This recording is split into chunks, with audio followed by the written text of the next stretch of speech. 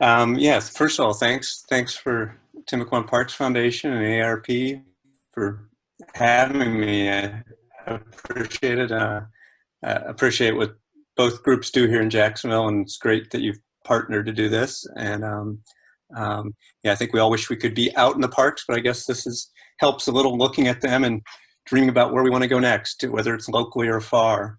Um, so yeah, the story, for those of you who don't know, been Metro columnist at the Florida Times Union. I've been a columnist there since 2001. And in 2011, I applied for this. It's called the Eugene C. Pulliam Fellowship, never thinking I would win it. But to my surprise, I did. And it basically, the fellowship allows one writer in America to kind of have a dream year where they take a sabbatical and work on this project that they've wanted to work on. And the previous winners had been very meaty, kind of whatever you could picture was in the headlines at the time. So I didn't think mine would win because my proposal was what is the future of the national parks? It was much longer than that. It was about 20 pages, but we had the centennial of the National Park Service coming up in 2016. And my premise basically was that Ken Burns and Ansel Adams and John Muir and many others had wonderfully documented the first 100 years of the national parks, but what did the next 100 years hold? So before I start with that, maybe take you back to where my love of the parks I can easily trace to my parents. And I'm not even really sure when this picture was taken, but it's one of my favorites. I think it might have been pre-kids because they look relaxed and happy, and before the three children wore them down. But a lot of our summers were spent traveling and camping.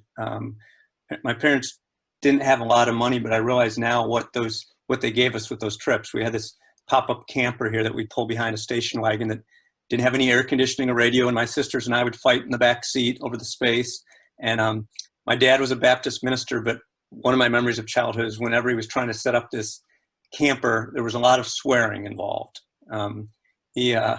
It was frustrating, but I have very fond memories of those camping trips. And then this was from 2011, shortly before my year in the parks, that did a big family trip where we went to the Redwoods, which was one of the first parks I went to as a kid. And I wanted to take my daughter back, who's there in the yellow, kind of to the right. She was about the same age I was when I went to Redwood for my first trip. So that's what I wanted to take her back there. And my mom there is in the blue sweatshirt in the lower right, lower left. And she's kind of a key part of the year and key part of the story. So anyway, this was the premise of my whole plan was I was going to take 12 months and go to 12 parks. People would say, well, are you going to try and go to all the parks? At that point, there were 400 National Park Service sites and about 60 of the big iconic ones. And I said, no, I'm not going to try to go to all 400 or even all 60. I'm going to try to go to 12 and have each one symbolize a different issue for the future of the parks. So I'll kind of try and walk you through those 12 months. And I started in Acadia National Park in Maine. And the reason I decided to start there was because it's the first sunrise in America. Cadillac Mountain in the lower 48 is the first place that the sunlight hits America. So it felt like good symbolism. Now, I've been in Florida since the 80s, so Maine on January 1 was a little, even though I grew up in Wisconsin, was a little shock to the system. I mountain biked in the dark with these are two local women I had gotten to know beforehand, and they said they always go up to the summit on New Year's Day. So I went with them, mountain biked in the dark, and this is what it looked like that morning. It was a little windy and a little brisk for my Florida blood, and that's what the sunrise looked like. They kept apologizing, saying it's not much of a sunrise, and but it was memorable because it turned the granite there on top Cadillac Mountain was kind of pinkish to begin with, and it just turned everything kind of pink. So I told them we get lots of beautiful sunrises in Florida. That was very memorable in its own way. in February, I went to Saguaro National Park in Arizona, which I think partly just to thaw out after Maine, January 1. Part of the reason I went there was to think of the saguaro cactus. I wanted to think, kind of symbolize what is the future of vegetation. I could have gone to, there's a handful of parks that are named after the vegetation in the park: Redwood, Joshua Tree, saguaro. There may be maybe a couple others, but there's not many. So part of the reason I went there is this is kind of this iconic symbol of the West. When you think of the West, you picture a saguaro cactus, but really it's only in a kind of a small corner of the West and in Mexico. But in Tucson, I think the stat is there's something like 1 million saguaro cactus, and the population is Tucson is 1 million. So I always like that idea that there's as many of these cacti as there are people. And I went there partly because since the 1940s, there's this 1 square mile where they've been counting cactus and doing a saguaro census, and they have citizen volunteers help out. So I figured that'd be a good kind of scientific element of this. And the top photo is what it looked like decades ago, and the bottom is what it looked like fairly recently. Like a lot of things, it's not as simple as it first appears. The top photo looks much healthier, I would say, just glancing at it. But as they illustrated, there were almost no young saguaro at that point, and the undergrowth was almost gone. The bottom photo has a lot of smaller saguaro, so it's interesting what is playing out there. So that's part of the reason I went there. The other part was my mom, after my dad died in 1996, my mom retired to Tucson. And as I said, she and my dad are probably a big reason, are the reason for my love in the national parks. And when I arrived there in February, that first week in February, she hadn't been feeling quite well. She hadn't been feeling quite well going back to that picture I showed you in the Redwood the previous fall. And right before I got there, she was hospitalized. And the day I was there, a doctor said, you're dying. You have a very rare cancer that's inoperable, and you literally have months to live. Which my mom was always one of the healthiest people I knew. She hiked every day in the desert. When we vacationed with her, it was like a challenge to keep up with her.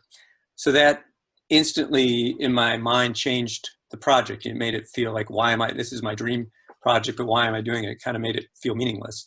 But the more I thought about it, and the more I talked about it, it made it more meaningful.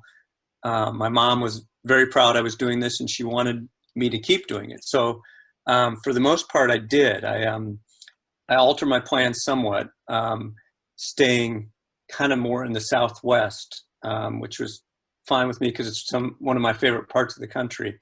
And in March, I went to Glen Canyon National Recreation Area, kind of to think of the Colorado River, how we've changed the river there. And one of the big issues for the future, especially in the West, also here in Florida, is water. The Colorado River there, we have the dam there, Glen Canyon Dam, and used to be a gorgeous Grand Canyon behind the dam, Glen Canyon. And there was a fight basically to make sure that Sierra Club took on decades ago to prevent basically damming the Grand Canyon. We could have lost the Grand Canyon if not for those preservation efforts. So I spent that weekend with some river guides that gather there every year. They have their version of an annual convention. They don't go to a Marriott in Phoenix. They go out here to this warehouse and prepare for their season on the river. And so that was interesting. And at night, was right near the little motel I stayed in. Was these two bridges. That there's the last bridges for hundreds of miles that you can cross. Only place you can cross the Colorado. And the night skies is something else that are kind of a recurring thread through the parks. They even have a night skies division that we don't think about preserving night skies, but my memories as a kid are going to ranger talks and looking up at the night skies, walking back to a campsite.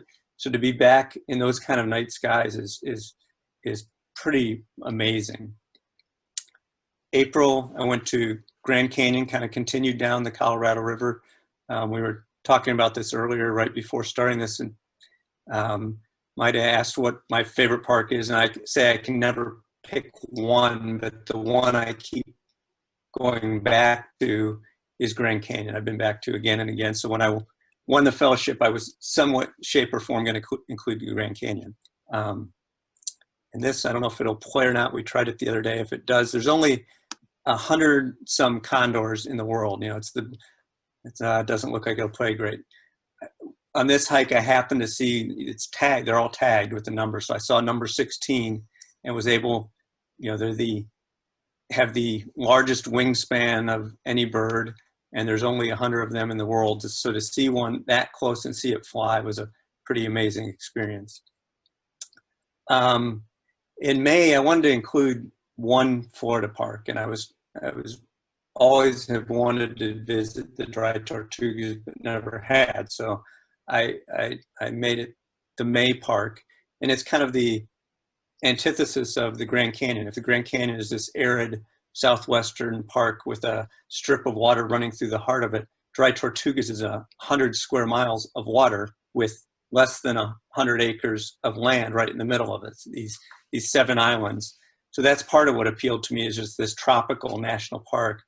But also it's the stories of the dry Tortugas. Dry Tortugas are this place of shipwrecks and Hemingway and the Lincoln co-conspirator Samuel Mudd, when he was shipped there, and it has this fort. Yeah, I should backtrack. The Fort Jefferson there was built. I think it's the 3rd largest brick fort that we built.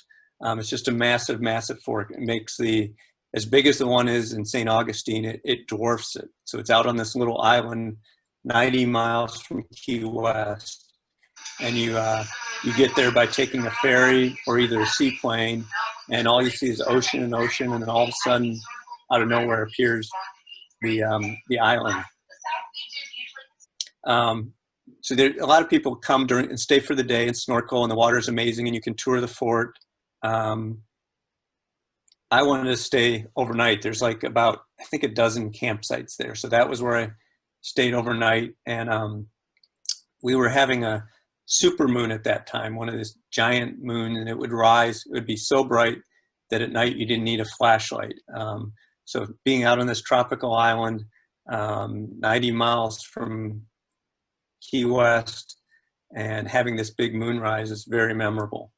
I took a picture of this because there's a guest log when people get off the ferry, and it's fun to read the comments. And the last one really and particularly struck me. It was from Bordeaux, France. And I'm not going to butcher the French, but what it translates to is heaven on earth, paradise on earth. And it put God bless America. And one thing that struck me, you run into a lot of foreign travelers when you go to our parks. And one thing that struck me is sometimes they'd say, do you realize what you have with your national parks? They'd say, we'll match our cathedrals against you any day, or our urban parks, or this or that, but we don't have places like this in our country, they'd often say. And I'd tell them, I think a lot of Americans do realize and appreciate, but my fear for the future, my biggest fear, kind of the epiphany during the year, was that not enough Americans do appreciate and pass it on to the next generation. So in June, I went to Yellowstone National Park. Yellowstone, I felt like had to be part of this project because it's our first national park, the world's first national park, established in 1872. But I have to admit, before I was doing it, I just felt like I was doing it kind of it was mandatory, but I wasn't as excited. And I asked my mom that. I said, I have such vivid memories of going to the Redwoods as a kid, or Lassen that we went to, or Crater Lake, or all these other parks that I went to. But I said, I know we went to Yellowstone. I don't even really remember it. And she said, well, we drove through, we watched Old Faithful, and then we couldn't find a campsite in the park. We camped outside it, and the mosquitoes were bad. So that was kind of what she remembered about it. And I think there's part of the moral to that story is if you go and just kind of do the bucket list quick see Old Faithful and leave, you have some vague memories. But if you go and spend a full 24 hours, it changes. Or if you go and do what I did this time, I spent 2 weeks there. And it's not just the first. It is truly a remarkable place that has a little bit of everything. It has 60 or 70 waterfalls. It has mountains. It has the geothermal things, like not just Old Faithful, but so many others. Has beautiful rivers. It has a huge lake, and it has probably the most wildlife you'll see in any park. And that's one of the main reasons I went there. I wanted to think of, in terms of the project, the bison. Once upon a time, the herd of bison that was in Yellowstone there were millions of bisons roaming the West, and that Yellowstone herd was down to about a dozen a century ago. It's one of America's great conservation efforts that it's been restored, and there's basically 2 herds, and their numbers are up over 4,000 now, to the point where what has become a different issue of what do they do when the bison leave the park. And you have the tug of war between ranchers who don't really want them leaving the park and coming out of their property, and you have groups like the Wild Buffalo Foundation that basically want them to just roam free everywhere. So there's this interesting dynamics going on with the bison. I went there, it was a trip my family was able to go with, and this is a moment we were setting up the tent, and I was inside my tent, and my daughter, who I think was maybe 10 then, said, "Daddy, there's a bison outside." And I thought she was teasing, because she was at that age, she'd come home and say, "Daddy, I failed my test," and she'd say, "Just kidding, I got an A." So I thought this was one of those moments, just kidding, there's a bison outside. And we stuck our head out, and there was a bison, and they are such, they're the largest land mammal in North America, and they're just huge. And seeing them in person is just pretty remarkable. And when you go there, this is the first one we saw. It was in our campground, but you see them everywhere. You get stuck in bison jams, and people, you have to stop your car, and everybody watches and lets the bison cross the road. And I always say this one, speaking of mothers, this one must have been trained well by its mother, because it looks both ways before crossing.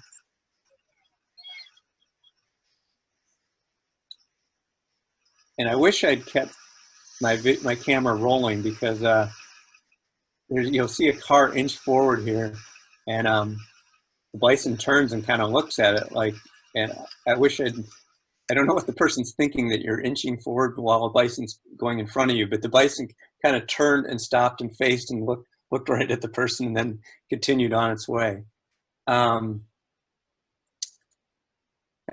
I said, that was one trip my family got to go with me, so I feel like I was able to pass a love of that place down to her.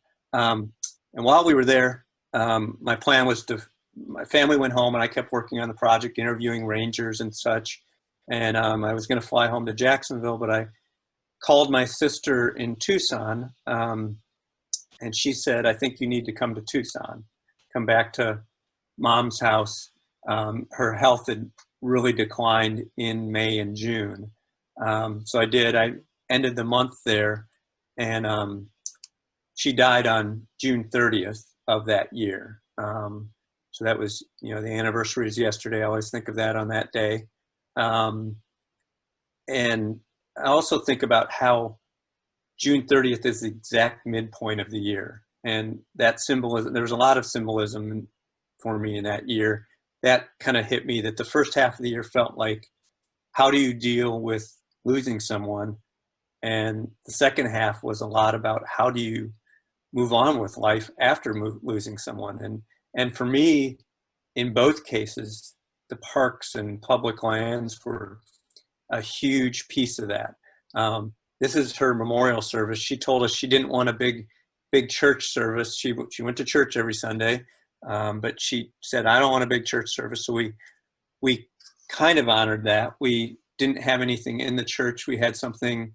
This is at the back of the Saguaro National Park Visitor Center, where she volunteered, and the National Park Service and the rangers there allowed us to have this service early one morning right about sunrise. And I went back there this year, and I think that's part of the magic of the parks. I could go back to this spot and look out at this view, and it looked pretty much the same. I can't go back to my hometown. It's changed dramatically, but I can go back to that spot, and I take immense comfort in that. So then after that month, after, I lose my mom, she and I, when I won the fellowship, she was going to do one trip with me, and it was going to be July to Denali National Park in Alaska. She had been wanting to go there, and she had a group of friends she would always go on summer trips with, bunch of girlfriends, and they didn't really want to go all the way to Denali. So I said, well, let's make that one piece of this puzzle. It'd be a fitting place. It's the park that has the highest point in America. But as I realized she was dying, I wasn't sure I wanted to just do that one on my own and kind of go out into the Alaska wilderness. It felt a little maybe too bleak, like Into the Wild or something. So instead, I kind of went the opposite direction. I went to Gateway National Recreation Area, which is in New York City. I'd heard about Gateway from actually, it was NPCA folks, National Parks Conservation Association. I picked their brain beforehand, and they had said, you should go to Gateway. It's a mess. I said, well, that's an interesting pitch. And they explained that Gateway and Golden Gate in San Francisco were both created the same year, 1972, kind of these bookend urban national parks. And Golden Gate, they said, had been kind of managed textbook-like with philanthropic buy-in from the state, the city. It had kind of all the partners involved, and it was become this model urban national park. And they said Gateway, meanwhile, had 20-some thousand acres in New York City, and they said it has so much potential, but it's been mismanaged, it's been neglected. They said there's a place, there's an island that used to be an airfield that they're trying to turn into one of the largest parks in New York, in urban parks in America, and it's in New York City, and you can see Manhattan from the park. And I thought I could camp in New York City, and so that kind of hooked me, but little did I know. So here's this is Floyd Bennett Field, which used to be in 1920s New York City's first city airport, but it never really succeeded. It was hard to get to then, and it's kind of hard to get to now. There's no, you can't take the subway out to it. It's out in Brooklyn, but you'll see the campground there is to the right. Also to the right, you'll see on the sign, the bottom, NYC Sanitation Training Center. And so this is my campsite. It was record-setting heat. It was 100-some degrees, and I wish I could show you the mosquitoes, because it was the worst mosquitoes. I came from Yellowstone. I didn't have any issues with mosquitoes. They were so bad here. And I don't know if this sound will play, but this is what it sounded like. This is the sound of the campground at Gateway National Recreation Area at Floyd Bennett Field. So that's an airplane from JFK flying what felt like about 10 feet over my campsite. And it came like every minute, one airplane after another, after another, after another. And as bleak as my campsite felt, this is the RV campsite. And there's these old hangars there, and there's weeds and there's broken windows. One of the rangers took me and showed me an area called Dead Horse Bay, which they called Bottle Beach. So the combination of Dead Horse Bay and Bottle Beach. And he said, when you get there, you'll see why we call it Bottle Beach. A landfill had broken, and all these bottles had washed up, and a lot of them look like they're 100 years old. He explained, we take school trips out here for doing water testing. I thought, you bring school field trips here? He said, part of the message is we want the kids to realize that, you throw away a bottle, it just doesn't magically disappear. It goes somewhere. That's why we want to recycle and things like that. So that was an interesting piece, but I also kind of was thinking, why am I here? The the airplanes, the mosquitoes, the heat, the Bottle Beach. But eventually I found there's pieces of Gateway that are already amazing. They took the original hangar and it feels like you're stepping back into the 1920s. This was the head ranger. He was off duty that day, but he took me around, drove me around. He grew up in Brooklyn. He said, every day I drive to work and I wish there was a place like this when I was growing up. And he was pointing out these grass fields and saying, aren't they beautiful? And he said, you don't see it, do you? You just see a bunch of weeds. And I said, yeah, kind of. So he said, let's get out of the car. And we kind of wandered through the weeds and he was showing me, look at this flower, look at what's come back here. The birds are back because of this. And he said, this isn't Yellowstone, this isn't Yosemite, but this is New York City 200 years ago. And he said, this is this natural oasis in the middle of New York City, wild oasis. And during my time there, it was probably one of my hardest weeks because I think I was a lot of grief, obviously, but the conditions and the noise. But I think about Gateway a lot. My mom was so good about finding natural places and quiet places and places of serenity wherever she went. And I think she would have liked this place. And it made me also think about, not taking for granted what I have in my backyard, even if it's not Yellowstone or Yosemite or a Grand Canyon. And I'll come back to that later. Went kayaking with a couple of the rangers. Now there was still an airplane there you see up above, and then in the distance is a landfill. So it's still New York, but you're out away from people paddling on this water. It was pretty amazing. August, I went to Yosemite, and that I wanted to think of the kind of the idea for that month. I was kind of thinking of the idea of loving your park to death. And if there's anywhere where potential park getting loved to death, it's Yosemite Valley in August. I don't know if anybody's gone. I would not recommend it going in August. It's one of my favorite parks, but it is just crazy in the middle of summer. But I didn't really want to focus on the traffic and the logistics of how do we get parking done. That just seemed boring. What I wanted to focus on was El Capitan and the rock walls there. This is the head climbing ranger. And 100 years ago, nobody was thinking about, hey, I'd like to climb El Capitan, 3,000 feet. Now it's so busy that they have issues with congestion and overuse on that rock wall. So that was kind of what I went and met with climbers and climbing rangers and hiked to the base of El Capitan and touched it, but did not go any farther than that. There were climbers up on the wall. And I did go to Half Dome, which is the other kind of iconic feature of Yosemite, and I climbed the cables, the rope cables that go up the side of Half Dome, which to real rock climbers would be like a jungle gym. They'd be bored, but you'll see the cables that go up the side of Half Dome there. To me, that was my palms are actually sweating right now just looking at it. It was I'm glad I did it, but it was terrifying enough to me. It's about a 45-degree angle, and so it's pretty steep, and you're just heading up the side of this rock wall. But then it is pretty amazing to be up top there and looking down at Yosemite Valley. And it's definitely one of the more memorable pieces of that year.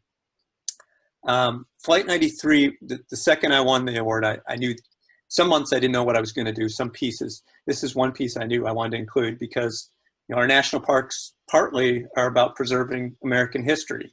And I could have gone to a lot of places that preserve history, but I wanted to do a Flight 93 National Memorial because it preserves recent history. It's different from other things. It was created during my lifetime, during all of our lifetimes. And we all remember September 11th, 2001, but 100 years from now, people won't have their own memories of it. They will learn about it from a place like this. So I wanted that idea of how do you create a national park to tell a story. Beyond that, there's the they created a memorial wall there, and the name you see on the left, Richard Guadagno. Richard's sister, Lori, lives here. She lives in Jacksonville Beach. And for the 5th anniversary of 9/11, I went to Flight 93 with Lori and her family, and have stayed in close touch with them, have gone back with Lori, and they've always said I'm part of the family now, and like at the memorial events, they have me sit with their family. So when I won this, I said, Lori, I want to include Richard and his story, and Flight 93. Richard was a U.S. Fish and Wildlife Ranger. So he was a U.S. Department of Interior employee. He was the only Department of Interior employee on Flight 93. Lori talks about how when she first went there, she hated the place. I don't know if you remember the story behind Flight 93, where it crashed. It basically was an abandoned strip mine. And she said when she went there, it was just void of anything living. It was strip mined, abandoned, some of the machinery still there, and this wreckage of the plane her brother had been on. So she said she took no comfort in it, and couldn't imagine ever wanting to go there repeatedly. But they've taken 2,000 acres there, and its nature has come back. It's amazing the way, and wildlife has come back. And Lori talks about how wherever Richard was a ranger, and his last stop was he was out in California, in Oregon, and wherever he lived, he would plant wildflowers around wherever he was. And now this is basically 2,000 acres of wildflowers. So she talks about how she goes back there now and does find comfort. So for me, the loss of my mom, I told Lori how, I got to say goodbye to my mom. She never got to say goodbye. And so kind of sharing and watching her grief and helped me deal with mine. And I think that's, again, the power of these places. It's a beautiful place. If you're ever passing through Pennsylvania, I highly recommend going there. It's amazing to be there on 9/11, but it's also, I think Lori and I agree, it's almost more amazing to be there on a day that isn't 9/11 and just experience it when it's really quiet and peaceful. One of the rangers there does a talk where he tells the stories of how many people on the plane had connections to nature, and it's amazing. There was a botanist, there was a lawyer who lived in California who had sued, of all people, the National Park Service.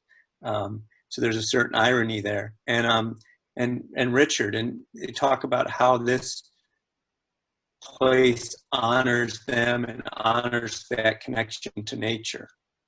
So, and I should have said that's a picture of Richard and his dog. In October, I went to Olympic National Park. I want to think of one other thing that that makes a national park and makes it beautiful is sound. We tend to think of parks visually. Ansel Adams, John Muir describing what it looks like. But sound is such a huge piece of it. And there's this man, Gordon Hempton is his name. He calls himself the sound tracker. And he's won Emmys for recording natural sound. And back in the 80s on Earth Day, he established a spot in Olympic National Park in the Hoh Rainforest that he called the 1 square inch of silence. And his mission with the 1 square inch of silence is basically to create a spot where you go when you do not hear man-made sound. He said there's only about a dozen of those left in America. When he told me that, I thought, that can't be true. I can go out in the wilderness in the Grand Canyon or Yellowstone or wherever, and he said where you can go 15 minutes without hearing man-made. And I thought, there's lots of places I can do that. But once he told me that, there were very few places I could do that. So I had emailed him and said, can I meet you? Can we hike out to the 1 square inch? So I flew to Washington. It's outside Seattle, and went to the Olympic Peninsula, and we hiked out to the 1 square inch of silence. And he had a rule that when you get to the 1 square inch of silence, you can't talk. So it was all hand gestures. And when a plane flies overhead, he has this rock that marks the spot that he considers the 1 square inch of silence. He records the decibel level, the time, and he sends the airlines a letter. And his goal was to try and convince airlines to fly around Olympic National Park and make it the world's first quiet park.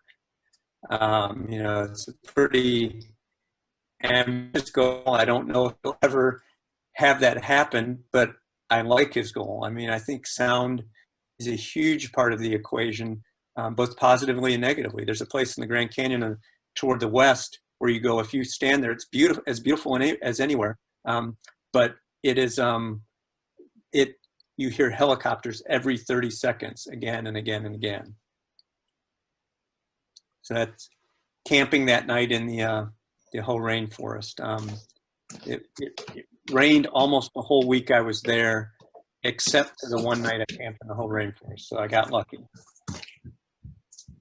November, went to, my mom had this camper van that she loved, and when she knew she was dying, she said, do any of the 3 of you kids want the camper van? And we all said, we don't have place in our driveways and garages for all the things we have now. None of us said we wanted it.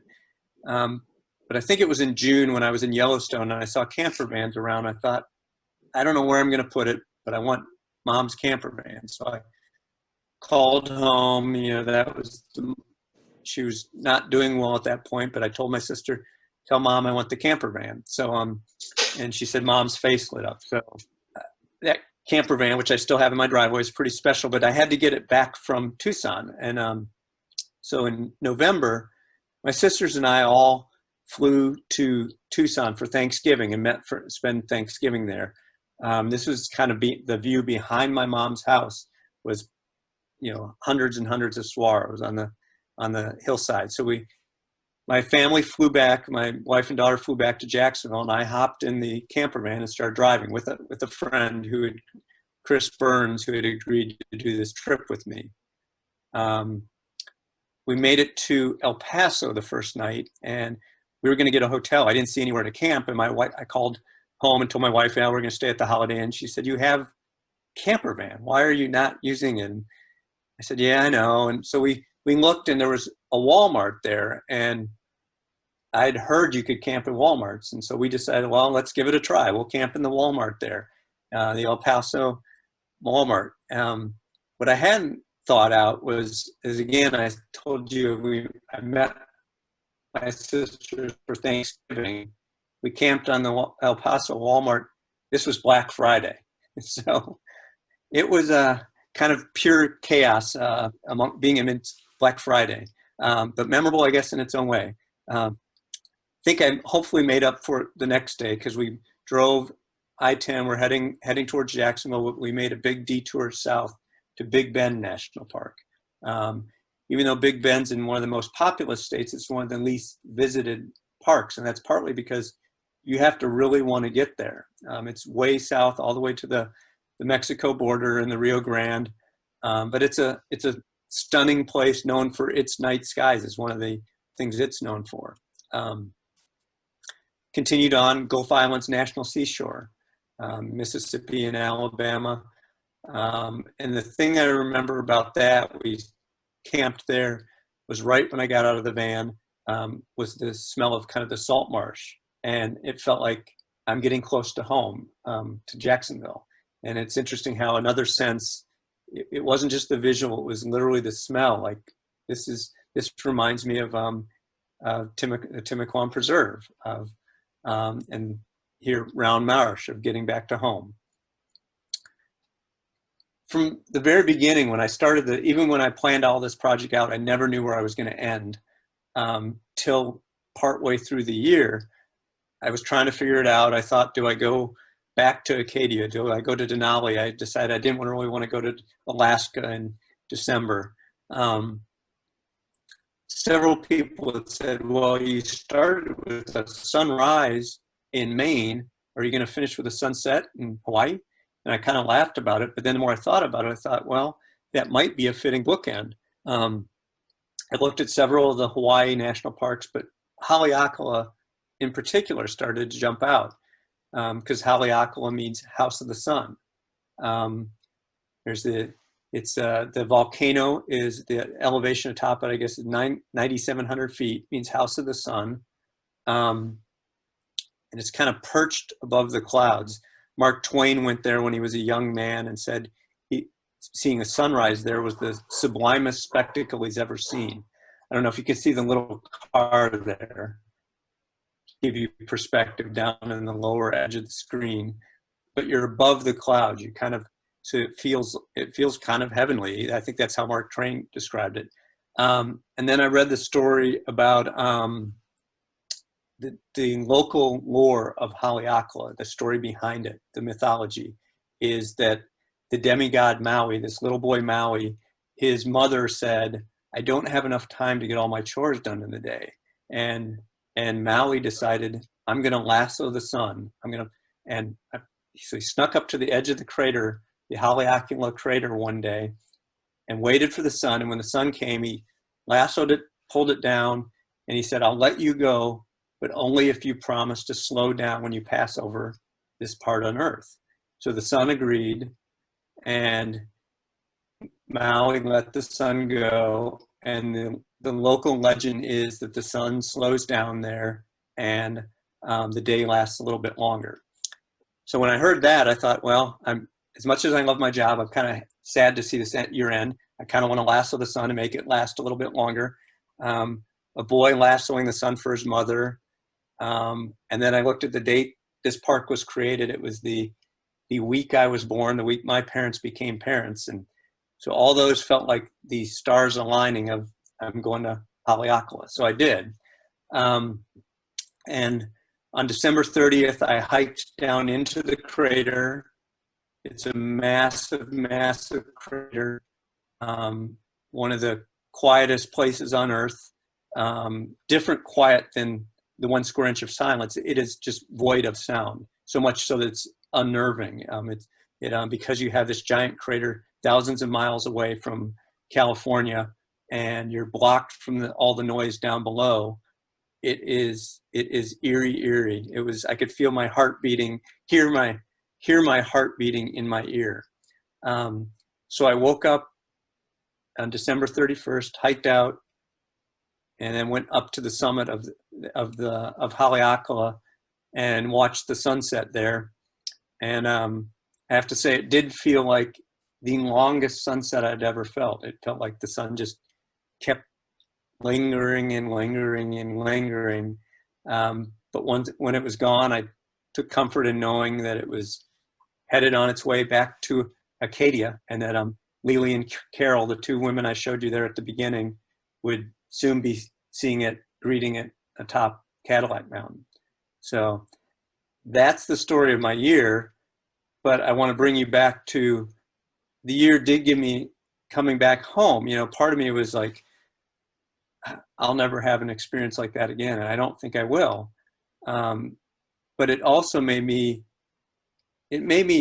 crave those places I went to. I want to get back to them, but it also really, really made me appreciate what we have right here. Timucuan Ecological Historic Preserve is a remarkable national park. I think, what makes some of our national parks preserve history, some preserve nature, the great ones preserve both. And our backyard park definitely preserves both. I mean, it's beautiful, and there's so much history there. I mean, you have Craig Morris, ranger there, who recently retired, I think after 30 some years just last week, but he had a quote that I think I've used several times about how every heartbeat of America in its timeline can be felt in our preserve, in our backyard park. And I think about that, how much pieces of American history, long predating when there was an America, can be found here. From Fort Caroline, Kingsley Plantation, and then the nature, the part I talked about. One of my favorite places to paddleboard is Cedar Point. I just love paddling there through the salt marsh. And now there's new hiking trails with someone you may recognize there, Felicia. There's some great hiking trails with this bridge. If you haven't, that I talked about how Gateway in New York is a nice collaborative between federal, state, and how Golden Gate is federal, state, and local. That's what Timucuan Preserve does so well. It really is a mix of all these different park entities, which can be challenging, but when it works, is an amazing thing. And Cedar Point's kind of a great example of that. And then there's one of my favorite parts of the park is the Theodore Roosevelt area and the Willie Brown Trail, talking about history and nature. I don't know if folks know the story of Willie Brown, but he's one of my favorite figures in Jacksonville history. His family moved to across the river from downtown to over near where Fort Caroline is now in the early 1900s. And it ended up being just he and his brother living on this land, hundreds of acres. And time passed and the rest of the world became modernized, but they were living basically in this wooden cabin. I think if I remember right, it was like their battery for a light bulb was a Model T battery, kind of all these little details that they were kind of some ways stuck back in time. And he's been described as a recluse, but I think since then I hear a lot of people that have older folks who have Mr. Willie stories. So I don't think he was as much a recluse as people thought. But anyway, when he's about to die, he said he wanted his land turned over to the people. And basically his only stipulation was leave it as it is. He wanted that land available to all of us. And he particularly respected Theodore Roosevelt, and it's the Theodore Roosevelt area. And he died 1970, December 14th.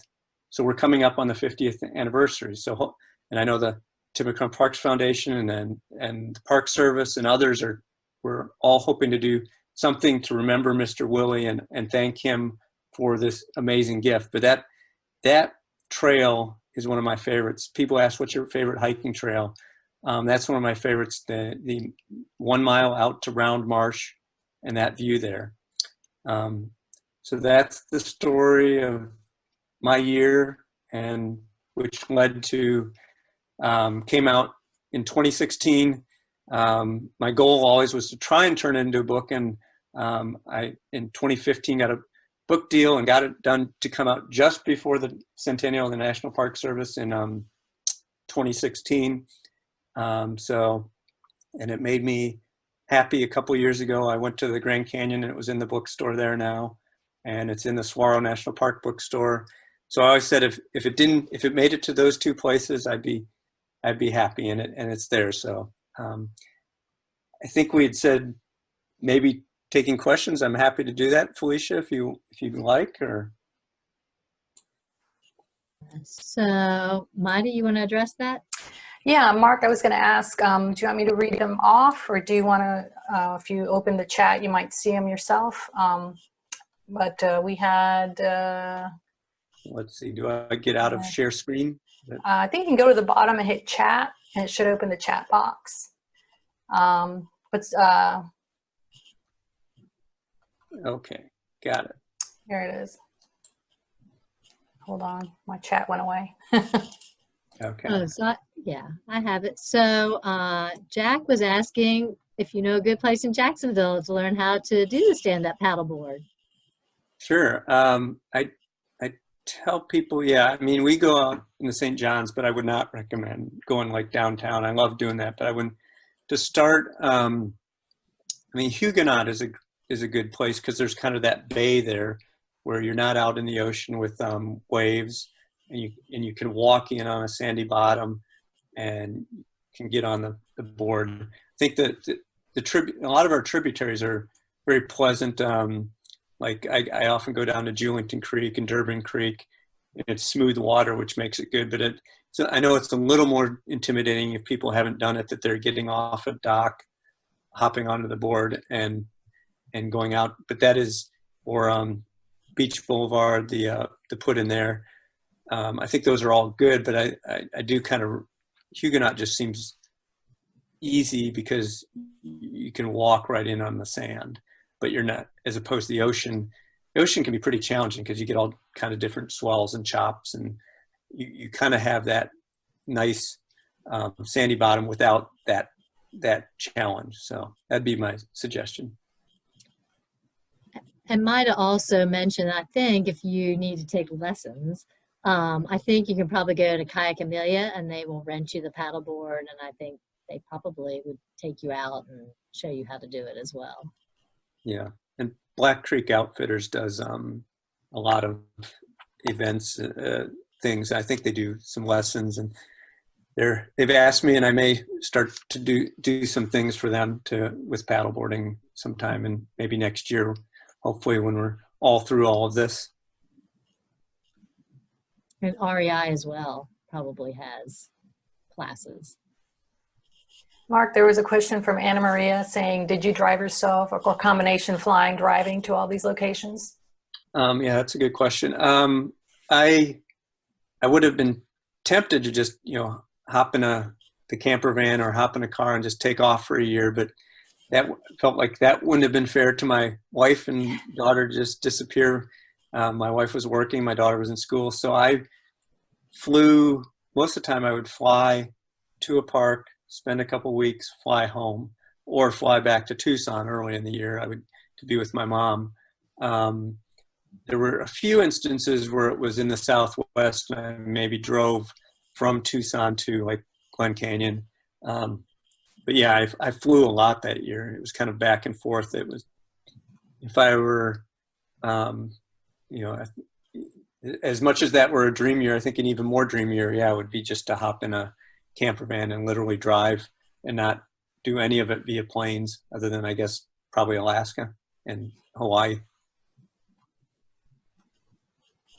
Anna Marie also made a comment that was a beautiful virtual background. I think when you were showing your Cedar Point photo, and I just wanted to mention to everybody that we're going to put out some virtual backgrounds too, because we have these wonderful landscapes photos that we always shoot for ourselves for the nonprofit. So we're going to put it on our website, and we'll send out a link to everybody of different photos of very similar like that. Someone asks, Marilyn says, when's the best time of the year to visit Yosemite? Yeah. Yeah. Thanks for being on here, Marilyn. Marilyn was my editor who helped make this possible by signing off on it, the fellowship. I would say, yeah, summer is just so crazy. As much as I love Yosemite, it gets on my nerves, the crowds. Now, if you go in the summer, I would say go up to Tuolumne Meadows, which is outside the valley. But I'd say if you want to go to the valley, go in a shoulder season of, September, October. I mean, it's going to be chillier, and there's still going to be a fair amount of people there, but it isn't as crazy. So I was there in October a few years ago, and the valley is still crowded, but it's much more sane. And even though it's chilly at night, it's still it's very pleasant during the day. And in the summer, actually, it gets really, really hot. It gets up to 100 in the valley. So it's almost, so I tell people, and I get why a lot of people have to do it then, because it's when kids have vacation. It's when a lot of European visitors, it's when they have their holiday. But that's also kind of the reason, if you can go at another time, not to go in the summer. Or as I said, go up into the high country. The high country is stunning. I mean, that's a lot of what John Muir wrote about. And you can get away from the crowds by going to the high country, or even if you're in the valley, just a hike. If you hike a mile or so, you pretty quickly can feel like you're out in nature and away from the masses. Okay, I've got a question from Justine. If you had the opportunity to do it again, what would you add or what would you leave off? Oh, that's a good one. Yeah, I had, at one point during that year, I had like this chart on my wall with all these different, it was like puzzle pieces, like which ones do I go to? And, for instance, I wanted to include one urban park, and I made it Gateway. I thought about making it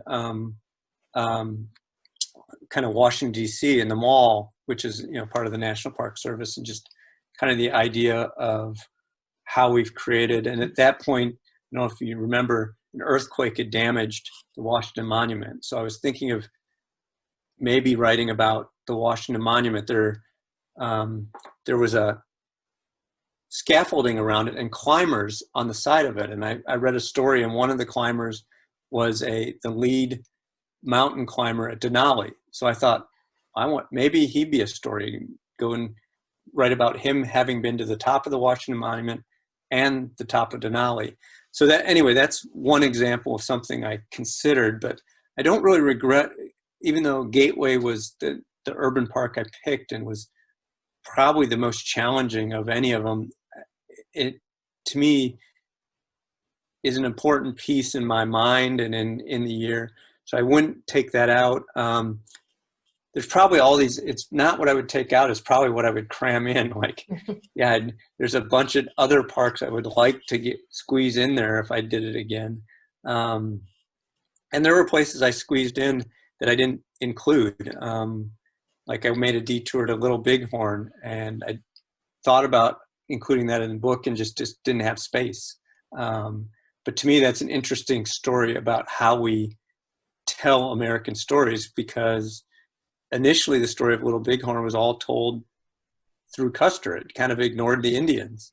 And the Park Service has over time changed that story, changed we talk about monuments now. That's an interesting place where now they've changed what they have a beautiful wrought iron statue for the tribes there. So that place has evolved in how they tell it in a way that's much more accurate than what it was 20 or 30 years ago.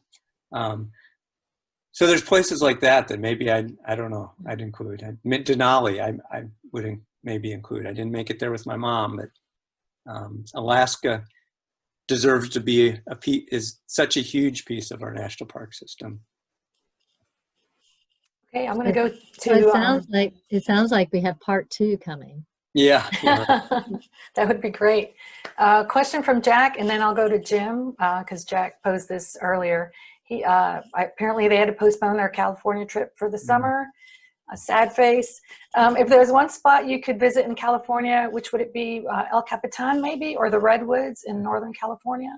Oh, that's a tough call. I mean, I do love Yosemite, and it's just, there's a reason it's kind of in that holy grail of parks of Yellowstone, Yosemite, and Grand Canyon. But we had this might have asked me beforehand what are my favorites, and I basically said I usually say 2: Grand Canyon and Redwood. And Redwood partly because, as I talked about, it was one of the first ones I went to, and when the last one I went to with my mom.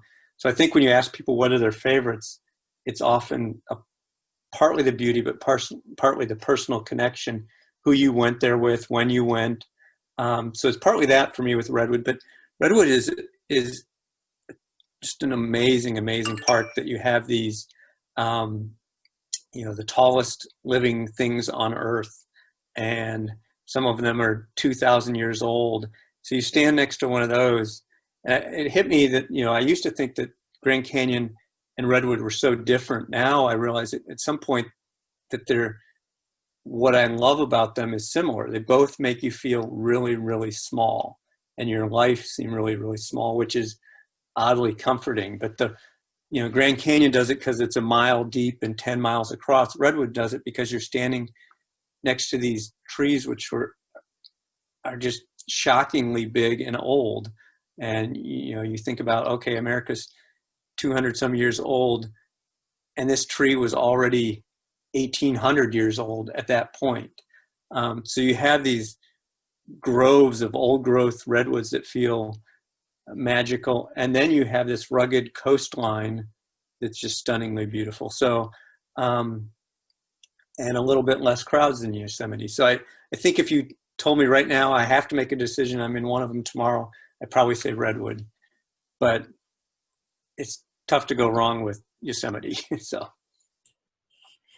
All right, next question was from Jim. He wants to know what is the future of the national parks? That's a good question. I kind of go back and forth between pessimism and optimism. I think, pessimism, there's been a lot of, cuts and rollbacks of regulations, and a lot of things a lot of ways that they're under attack. So that makes me pessimistic. Optimistic, there's a bill right now, the Great Outdoors Act, which would take oil revenues and would create a fund that would help with there's a huge backlog of maintenance and issues in the national parks that would help resolve that. So it passed through the Senate and now has to get passed through the House. But that would be huge. And then I guess the other thing that gives me optimism is I think there are a lot of us who love national parks and who have passed it on to a next generation. And they're just, once they're in your blood, I think it's pretty powerful. And as long as there's people fighting for them, I think they'll be around and preserved as they are for forever and ever. But I also learned, I think that your epiphany was not to take that for granted, not to think just because on this day, on this year, somebody created a national park, therefore it's good, it's locked up, it's safe forever. That's hardly the truth. It has to be, I kind of preach this when I've give talks that, it's something that has to happen day after day, year after year, generation after generation. So that's what I appreciate Timucuan Parks Foundation doing. And I think probably all of you in your own way, advocating for the parks and passing them on, hopefully, to the next generation. There's a comment from Barbara saying contact your congressman and tell them to vote for it. Very important. We'll put out on our social media, there was, I think last week, the Public Lands Alliance, which is the national friends group for all the land agencies, public land agencies, and their friends groups such as ourselves, advocated for all that. And so they put out a lot of information. So we'll go ahead and share that on our social media if you're interested in further information on that. Yeah, it's a bipartisan bill with bipartisan support, with bipartisan American support. And I think in this time, what else can we find that we almost all agree upon? So I'm hopeful that kind of can be this glimmer of hope, and our parks be a glimmer of hope in a kind of such a contentious time in American history. Any more questions from anybody? Didn't see anything. It's 10:59. Hey, we're right on the dot, everybody. Felicia, I'll send back to you. You're the official MC. Thank you, everyone. I unmute. There we go. Okay, so we're going, because we cannot go necessarily fly on a plane to Hawaii, visit your parks here in Jacksonville. We talk, the National Park Service talks about recreating responsibly. Keeping your distance, using your hand sanitizer, and wearing a face mask when you can't socially distance outdoors. So thank you so much for coming to our virtual Healthy Living. Thank you, Mark. That was, fantastic. I know. Thank you, Deborah, for getting us all stretched out to go. And thank you, Justine, for the AARP support. So if anybody wants to stay on and just socialize or talk or ask questions, we'll have, I'm also going to put, you can go to our website or go to social media. Maida's been great about keeping up with, all the different park entities and who's open and who's not. So, like us on social media and visit our website, and we'll keep in touch and let you know when the next event is. Thank you. Thank you. AARP. Thank you, Mark. We're glad that for your journey and for sharing it with us. Also, if you're looking for other ways to take care of yourself. Go to aarp.org/Florida. And we have all kinds of seminars and virtual events to help keep you trudging forth during this pandemic. So thank you so much. And we are grateful for this opportunity to partner with Timucuan Parks Foundation. Thank you, Justine. Absolutely. All righty.